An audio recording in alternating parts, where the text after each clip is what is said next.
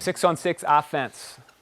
So the easiest thing to do, again, with 6 people on the field is get the ball to this guy and let's all move together. Let's all move our defensemen. We don't want anybody standing still here. On the dodge, get everybody moving at once. So the simplest thing to do is this triangle rotation with the attackmen and the midfielders. So we get the ball to our dodger. Even if, let's take a step back. Let's say we just get set up in our half-field offense and our team is doing a good job of moving the ball around. Because we know offensively who we want to initiate our offense, we're never going to have a situation where this attackman freaks out and goes to the goal. Nobody's expecting it. They double. We're not moving for him because nobody expected him to do that. You can't have guys playing as individuals out here and expect the whole team to be able to react to what they do all the time. So the whole team has to understand that, yeah, we're getting the ball around, but I'm not dodging, this is a dodger, let's get ready to move. Okay, so we have to get the team to understand who the dodgers are.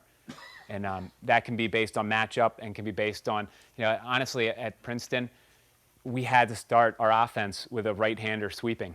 And if this right-hander, if he went down the side in practice, coach would blow the whistle and give the ball to the other team. It had to start with a right-hand sweep every time.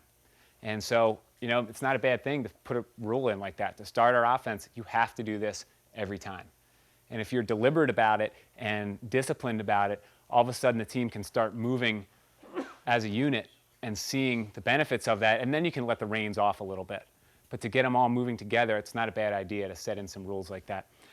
So we get the ball to our dodger up here, cut through, we start to move out, he's starting to dodge, our attackman is cutting through, this guy is coming out, and this guy is coming over. So everybody on the field is moving at once while the dodger is going for his strength.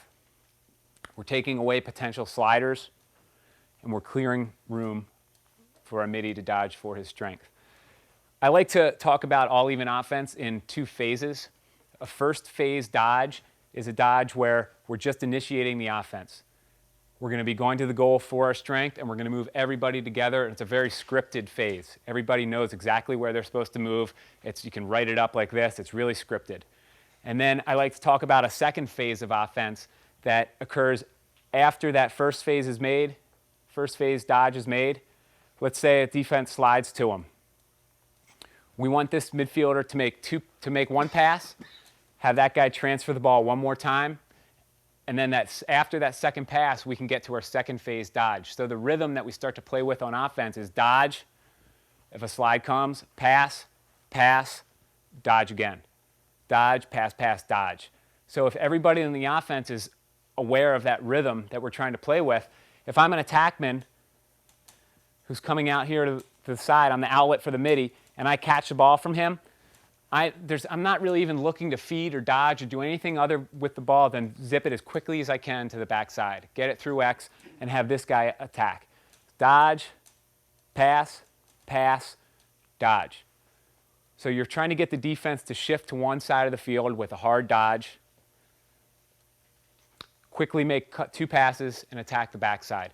That second phase dodge over here is all freelance. So while you have that guy going hard to the cage, I expect my players to work hard off ball, set off ball picks here, but there's no scripted motion from that point. Once they've done the initial dodge, it's very scripted and got everybody moving. After those 2 passes, it's play lacrosse, have fun, pick off ball, pop, go hard to the cage. Somebody comes to you, clear through for them. Basic ideas of lacrosse, but it's not scripted. I think transition lacrosse, up-tempo, Syracuse-style lacrosse, and this is probably heresy, me saying this as a Princeton guy, but I think that's the most fun lacrosse possible. Constant ball movement, dodging, unselfishness, off-ball picking. And what this kind of offensive philosophy does is gives you a really Princeton-esque structured side of the offense and then a very Syracuse-esque freelance side of the offense. So let's say we're in a 1-4-1. And we're just going to show how that dodge, pass, pass, dodge applies to a 1-4-1.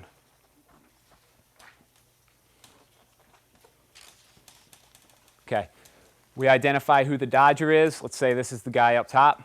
Get him the ball. On this dodge, first phase dodge, again, nobody's moved yet. We're just getting it to the dodger. On his dodge, we want everybody to move.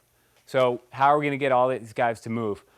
An easy thing, and actually Virginia, when I used to play against Virginia, they had this play was called Jumanji. And every time they'd yell Jumanji, Jumanji, we knew exactly what was going to happen. But this is really difficult to cover defensively because you take potential sliders out of the way and you get people in shooting position offensively. So what this is on this dodge, these guys are coming in and these guys are looping out. So if you're a crease defender in here, one of these two defenders is saying, I'm sliding, I'm going. Then all of a sudden, your man gets out of the crease and somebody else comes in. So am I still sliding or is that new guy sliding? So there's some confusion there. Then all of a sudden, if you do get a slide, let's say this guy dodges this hand, one of these two guys slides, well, who's covering this person who just looped out there? So that can be an easy look.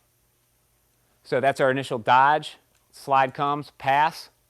If that's not a shot, quickly pass and attack the backside. So we're moving everybody on the initial dodge in a scripted movement. If a slide comes, we move it again, and attack the backside.